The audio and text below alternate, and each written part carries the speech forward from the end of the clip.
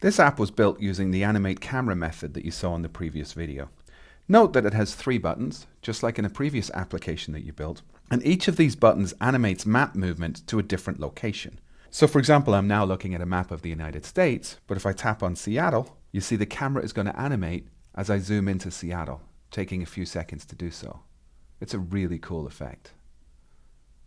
So once I'm in on Seattle, there you can see some of Seattle, including, you can even see here an indoor map of the Pacific Science Center in Seattle.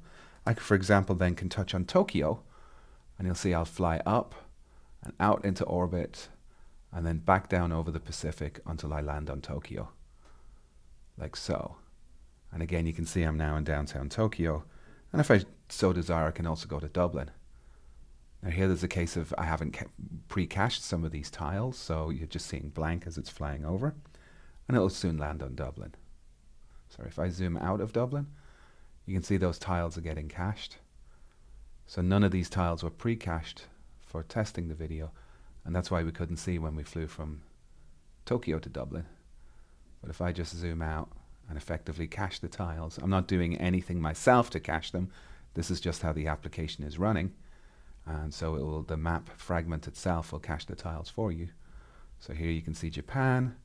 If I go back somewhere over Ireland, and now I tap on Tokyo, you'll see that the orbit will change, and I'll drop down onto Tokyo.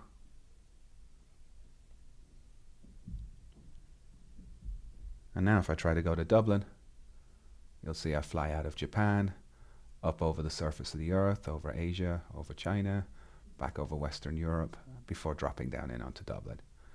So you now have everything you need to build this application yourself. You have all the tools. Why don't you give it a shot? If you have any trouble, the source code is linked in the speaker notes.